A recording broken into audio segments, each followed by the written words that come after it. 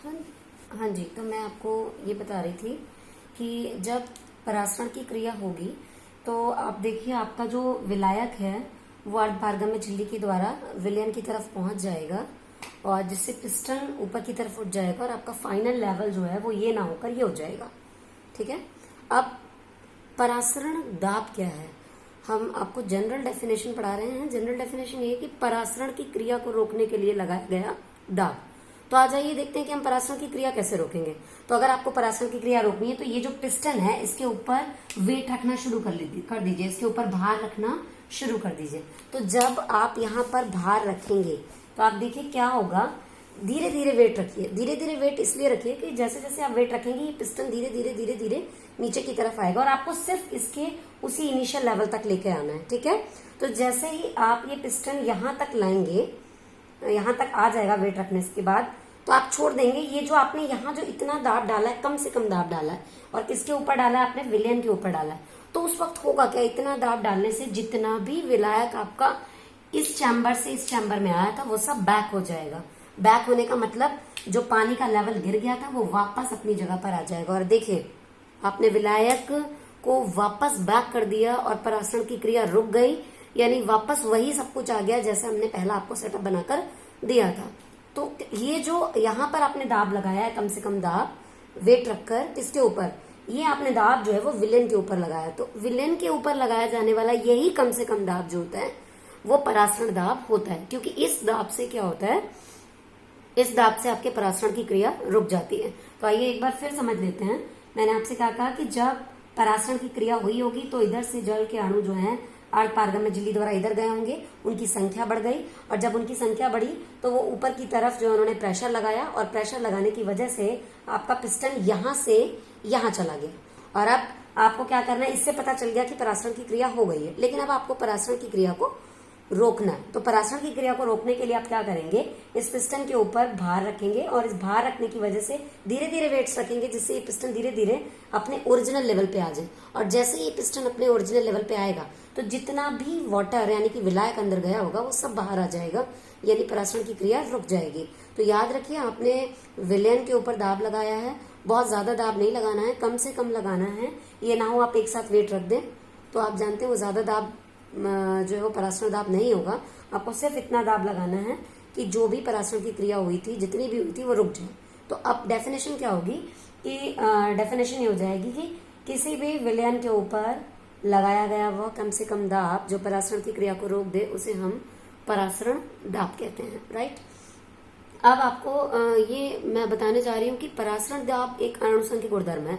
कैसे पता चलेगा हमें कि परासरण दाब एक अणुसंख्यक गुणधर्म है? तो देखिए हमने आपको अभी अणुसंख्यक गुणधर्म की परिभाषा बताई थी कि अणुसंख्यक गुणधर्म जो होते हैं वो कणों की संख्या पर निर्भर करते हैं। राइट। तो अब जब हम कणों की संख्या की बात कर रहे हैं तो देखिए हम आपको यहाँ पर दो विलयन देने जा रहे हैं।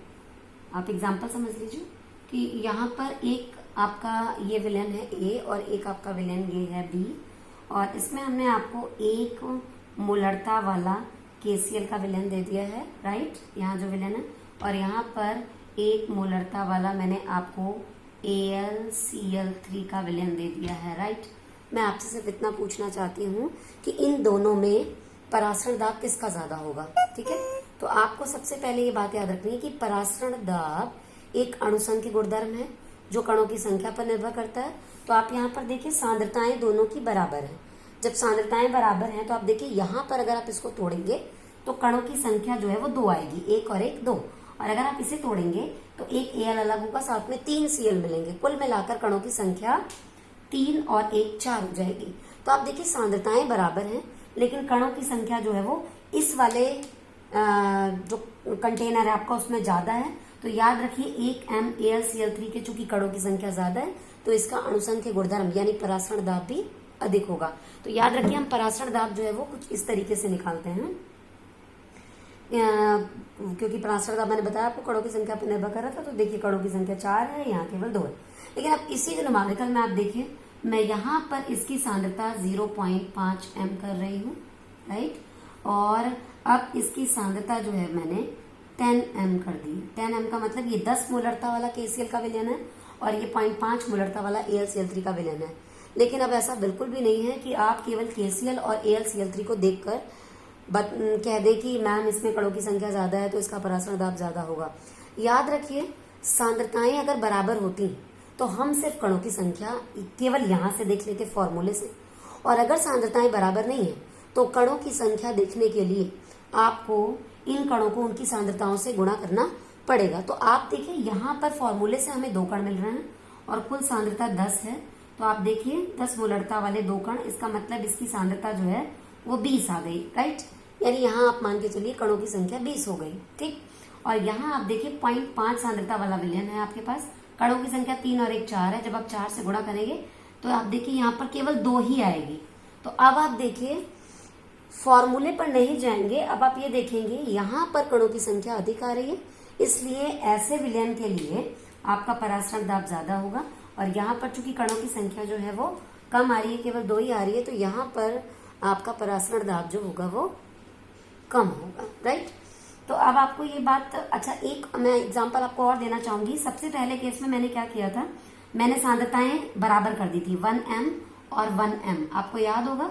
तो मैंने आपसे कहा था कि आपको अगर सांद्रताएं बराबर दी है तो आप केवल फॉर्मूले से चेक कर सकते हैं, कणों की संख्या यहाँ 2 है और यहाँ 4 है तो इसका परासरण दाब अधिक होगा। फिर हमने कहा था अगर हमने सांद्रताएं बदल दी तो फिर आपको क्या करना पड़ेगा, कणों की संख्या को इनसे मल्टीप्लाई करना पड़ेगा, राइट। लेकिन अगर मैंने आपको सांद्रताएं फॉर्मूले बिल्कुल सेम दे दिए, ये भी NaCl है और ये भी NaCl है, राइट। उस वक्त देखिए फॉर्मूले डिफरेंट थे, एक बार मैंने सांद्रता बदल दी और एक बार मैंने सांद्रता सेम रखी, और इस बार मैंने फॉर्मूले ही सेम कर दिए। तो अगर हम फॉर्मूले सेम कर देंगे तो आप जानते हैं क्या होगा, फॉर्मूले सेम करने की वजह से आपका जो सांद्रता है, मान लीजिए इसकी हमने आपको 1m दी है तो इसकी भी 1m अगर दे दी है तो देखिए कणों की संख्या भी समान है, सांद्रता भी समान है, तो इनका परासरण दाब समान होगा, यानी इनके अणुसंघ गुणधर्म समान होंगे। लेकिन अगर मान लीजिए कि इसकी सांद्रता 2m दे दी और इसकी सांद्रता 1m, तो एक बार फिर आप कणों की संख्या को उनकी सांद्रता से गुणा करेंगे। कणों की संख्या 2 है, सांद्रता 2 है, कुल मिला के 4 हो गए। यहाँ कणों की संख्या 2 है और सांद्रता कितनी है, 1 है, तो यहाँ आपके कुल कण जो है वो 2 हो गए। तो इस बार आपके अणुसंघ गुणधर्म जो है वो इसके लिए ज्यादा होगा। तो अब आपको ये बात बिल्कुल क्लियर हो गई कि अणुसंघ गुणधर्म जो होते हैं वो किस पर निर्भर करते हैं, अणुसंघ गुणधर्म कणों की संख्या पर निर्भर करते हैं, ठीक है। तो यहाँ आपके कणों की संख्या जो थी वो जहां भी ज्यादा होगी वहां पर परासरण दाब ज्यादा होगा, और जहां जहां कणों की संख्या कम होगी वहां परासरण दाब कम होगा, ठीक है। अब एक छोटा सा पॉइंट आपको फटाफट क्लियर कर देते हैं और आपका ये अणुसंघ गुणधर्म पूरा हो गया, और फिर हम नेक्स्ट टॉपिक कल पढ़ेंगे। आपको एक परासरण आपने पढ़ा था अभी, अब आपको सिर्फ 2 चीजें पढ़नी है वहां, अंतः परासरण और बहिः परासरण क्या होता है। छोटे छोटे से एग्जाम्पल से आपको समझना है कि अगर आप कभी ये वाला प्रयोग आप अपने घर पे भी करके देख सकते हैं। अगर आप ये देखिए, ये हमने आपको किशमिश दे दी है, अगर आप किशमिश को पानी के अंदर रख देते हैं, ठीक है, ये आपने पानी के अंदर रखा, तो थोड़ी देर बाद क्या होगा, आपकी जो किशमिश है वो फूल जाएगी, आपकी किशमिश जो है इस तरीके की हो जाएगी। आप जानते हैं ऐसा क्यों, क्योंकि किशमिश के बाहर जो है वो पानी है केवल और केवल, वो विलायक है, और किशमिश के अंदर जो गाढ़ा गाढ़ा चीनी जैसा सब्सटेंस है, मीठा सब्सटेंस है सॉरी, उसे हम बोलेंगे वो आपका विलयन हो गया एक तरीके से, और अधिक सांद्र हो गया, राइट। कैसा हो गया, अधिक सांद्र। और ये जो विलायक है आपका कम सांद्र हो गया, और जो आपका ये किशमिश का छिलका है